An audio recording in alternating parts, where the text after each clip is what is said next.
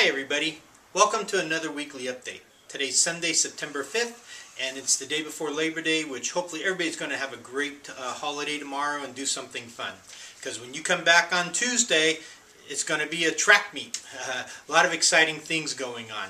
So hey, but before we dive into that, I want to recognize the top riders from last month for a job well done. And the top rider in the whole company was Angela in the Santa Clara store with sales over 82,000. Followed by Mike Owings and Karen Thomas, both in the Almaden store, and they had sales of over 71,000.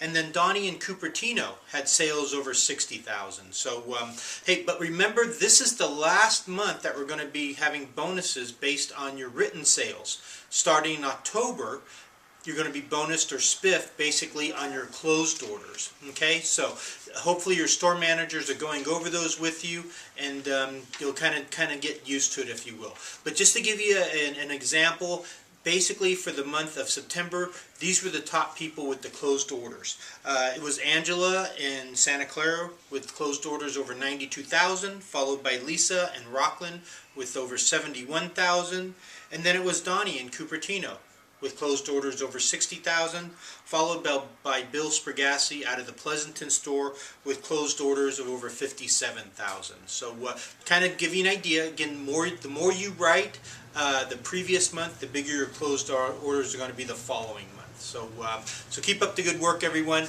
and we're looking for great things to happen.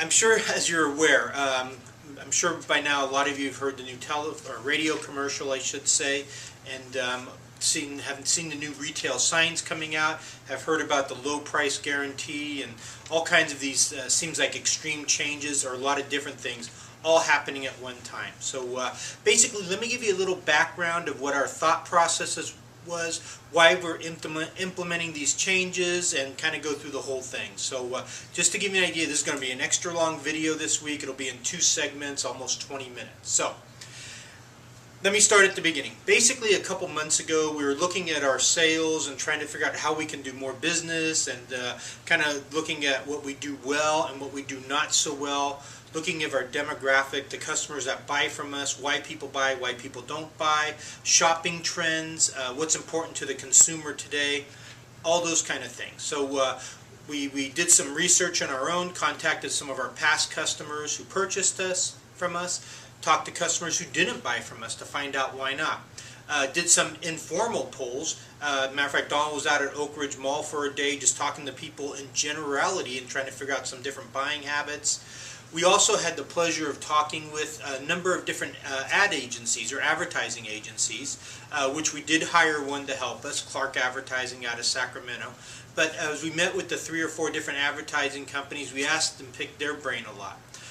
So after getting all this different input from different avenues, kind of came up with a strategy which is what we figured would work best for us and what would be current with the way shopping trends are going today. And just to fill you in on some of the shopping trends that have changed over the last couple years and even over the last few months. First off, the internet. They estimate 75 to 85% of all customers shop the internet before they go into a brick and mortar store. That's where they're getting their information, their ideas. They judge you if they're even going to go into your store by looking at your internet. Almost like a job resume that you would send before you even go and apply or before you get the interview. That's kind of what your website is nowadays. So obviously the S&G website's a little bit dated, and that will be changing over the next month or so. But the internet is a huge factor. Our demographic is still the female, 35 to 54, but it's skewing a little bit younger. Before it used to be like, you know, that 50 plus, people that had money, wanted to fix up their home, do things really nice. Now it's a little bit younger than that. We're finding that people, once they're into their 50s or mid-50s, they're thinking more about retirement and holding on to their money. Whereas the younger crowd is still saying, hey, I got to work another 20, 25 years, so I'm going to make my house nice and get what I want. So a little bit different change there. Another thing that we found out that changed a lot is people's shopping habits, or where they're comfortable buying and how they buy. big change was the big box stores are gaining more and more momentum. And when I say big box, not just Home Depot and Lowe's, but we're also talking Sam's Clubs, the Costco's, the Price Savers, places like that, the giant mega super retailers. And they've almost trained the consumer now not to expect a whole lot of service. People sometimes don't value the service that a store like us offers. To them, it's kind of like they've been trained to say, well, I'm going to go in someplace, help myself, load what I want in a cart, go up and unload it, and a lot of times put it through the scanner myself and pay for it, load it back in my cart, carry it out. You know, totally isolated the consumer all by themselves. And I was thinking about it, I said, boy, do I fall into that category? And I started thinking, say, you know what, I do. I haven't been inside of a bank in probably a couple years. All the banking I do is at the ATM or online. And I said, boy, I mean, that's kind of me, and I never realized it before. But, you know, I'm shopping more at Sam's Club and Costco because money's tighter and looking for better values and things like that. So anyways, after compiling a lot of that information, these are the decisions we made, decided to come up with. Okay, the first one that I'm sure you've all noticed is the new retail signs. Okay, and the new retail signs were put in effect because our advertising agency, after looking at what we were doing, felt our current retail signs were too congested, convoluted, hard to understand. The promotions didn't really make sense to them.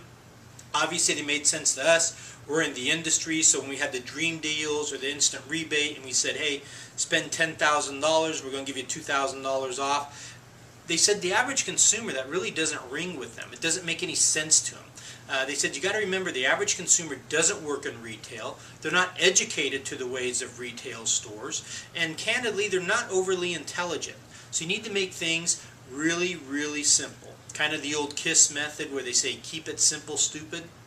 And that's kind of what they told us we needed to do. So, with that being said, we introduced our new retail signs. We've lowered the retail price to help eliminate some of the sticker shock, but also we're putting down the savings on the bottom of all the signs.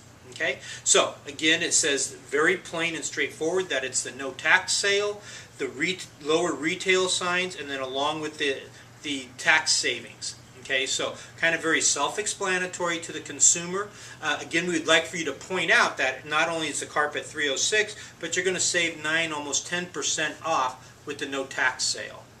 Okay, and they felt that this sign was very nice, clean, easy to present, and they said these should be on every rack. So you're going to see, obviously, we got them on all the basket racks, we have them on all the stock carpets, but they're also coming on all the hard surface products as well. So you're going to see more signage like this from here on.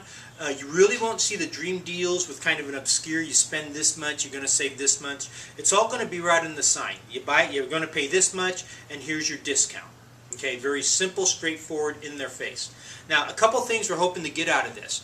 One is a new perception of a low price leader after lowering all the price, and two, that we're going to eliminate the sticker shock like I mentioned before, and that's going to allow you, the salesperson, to set up more complimentary proposals.